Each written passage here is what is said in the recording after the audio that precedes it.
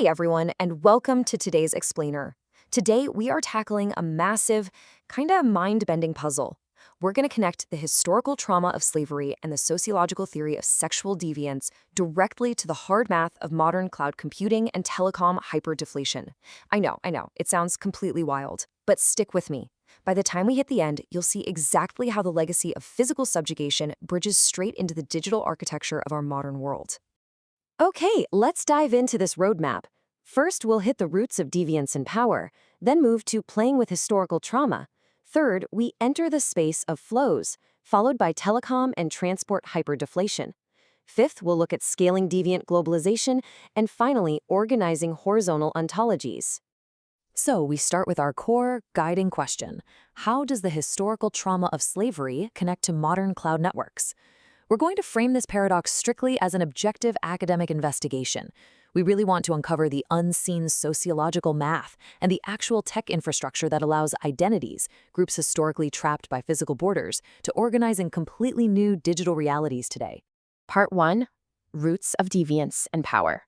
To really understand the decentralized digital networks of today, we absolutely have to rewind and look at the brutal physical reality of historical hierarchies.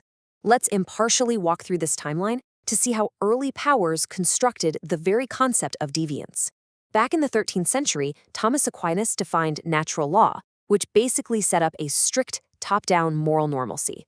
Then, between the 17th and 19th centuries, transatlantic chattel slavery took those pathologizations and codified them into a highly organized legal system of human dispossession and physical capture.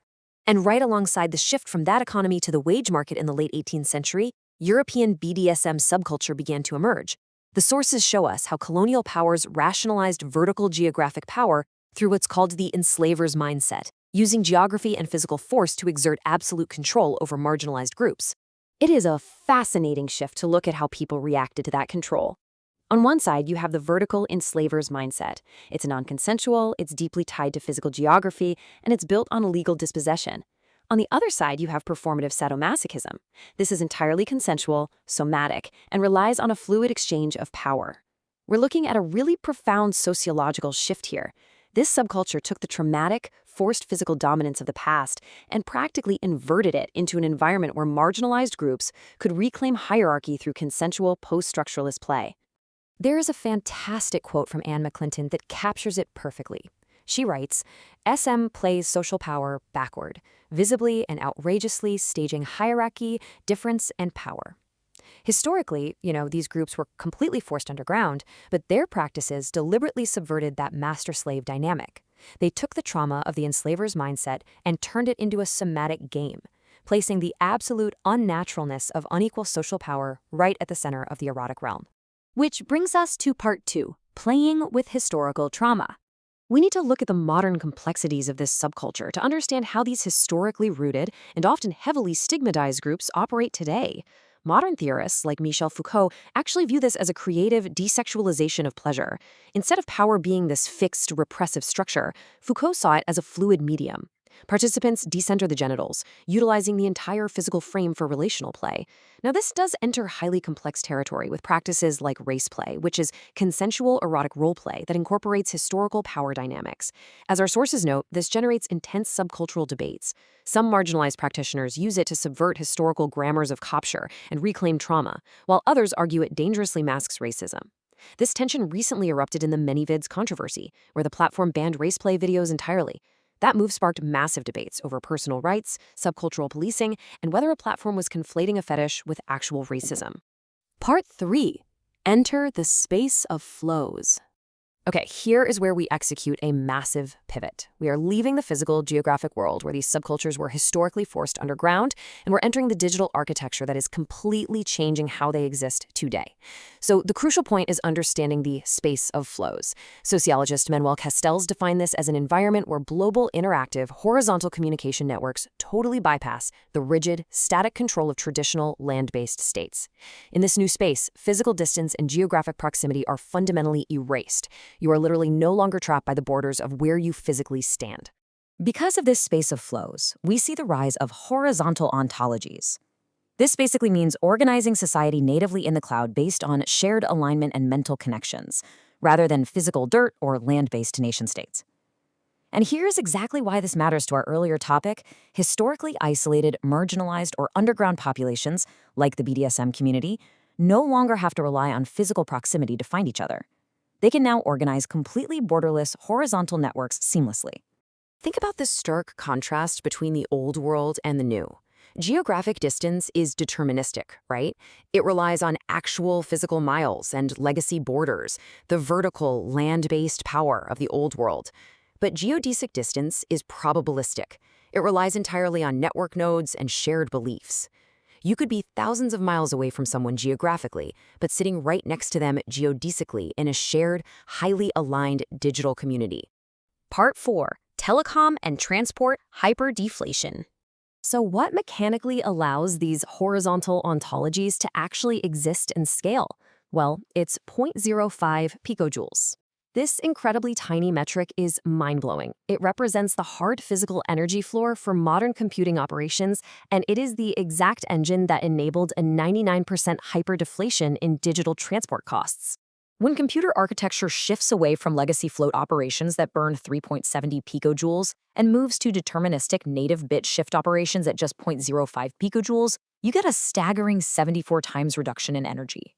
To put that into perspective, this near 99% reduction in data transmission costs creates a hyper-deflationary economy. It literally gives borderless communities the incredibly cheap, reliable infrastructure they need to scale globally, all without ever asking a centralized state for permission. Part 5. Scaling deviant globalization. Because here's the kicker, telecom hyperdeflation doesn't discriminate. It takes subcultures, both benign and malicious, and scales them up instantly. Our sources define deviant globalization as shadow networks and illicit markets scaling globally by leveraging the exact same digital infrastructure as legitimate tech giants. It's essentially the dark mirror of the digital economy. The exact same fluid borders and telecom hyperdeflation that allow a massive global business to run a supply chain, well, they also allow subcultures and shadow networks to grow at an explosive rate. We have to impartially compare how entirely different groups use these exact same geodesic digital mechanisms. On one hand, you have marginalized subcultures, like consensual BDSM kink communities, utilizing network states to escape geographic stigma and local policing. On the exact other hand, you have illicit networks, like terror non-states, using the same end-to-end encryption on platforms like Telegram to engineer coercive online extremism. Both of these groups are utilizing the space of flows to bypass local gatekeepers, proving that the digital substrate is a perfectly neutral tool for horizontal organization. Part 6. Organizing horizontal ontologies. All right, let's bring it all together and see how this builds. We are finally synthesizing the sociological roots of power with this modern technological architecture. Mapping this out brings our invisible infrastructure right into plain view. The old world was vertical, right? Built on physical plazas, rigid borders, geographic censorship, and the inherited nation-state. But the new world is horizontal. It's built on cloud enclaves, geodesic nodes, end-to-end encryption, and the opt-in network state. The exact same impulse that caused marginalized groups to playfully subvert vertical hierarchies centuries ago is now allowing them to migrate entirely into horizontal cloud enclaves today. This quote perfectly captures the whole shebang. The internet acts like a centrifuge. It unbundles society into its constituent parts and lets us rebundle those parts into flexible new networks based purely on alignment. Marginalized identities that were once violently tied to the physical legacy of historical dominance are now rebundling. Enabled by that 99% transport hyperdeflation, they are forming sovereign, decentralized structures based entirely on shared alignment. Which leaves us with this final, really provocative thought. We've seen how the trauma of physical capture evolved into the consensual play of BDSM, and how those underground networks finally found their ultimate scale in the hyper-deflationary space of blows.